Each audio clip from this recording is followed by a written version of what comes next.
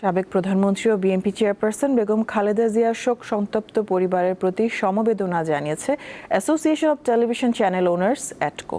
শনিবার সন্ধ্যায় বিএনপি চেয়ারপারসনের গুলশান কার্যালয়ে গিয়ে প্রয়াত খালেদা জিয়ার জন্য খোলা শোক বইয়ে শোক বার্তা লিখে স্বাক্ষর করেন অ্যাটকোর সভাপতি অঞ্জন চৌধুরীর নেতৃত্বে সংগঠনটির কার্যনির্বাহী কমিটির সদস্যরা।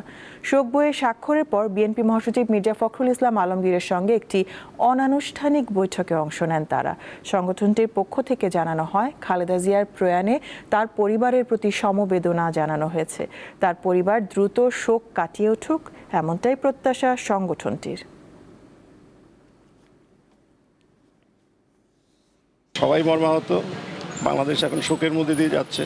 আজকে আমরা পার্টি অফিসে এসে যে কন্ডোলেন্স বইটা আছে, ওখানে আমাদের মনের কথা কিভাবে আমরা তাকে উপলব্ধি করি বা করেছি সেটাই প্রকাশ করা, এবং তার পরিবারের প্রতি আমাদের সমবেদনা থাকবে সেটাও আমরা লিখেছি।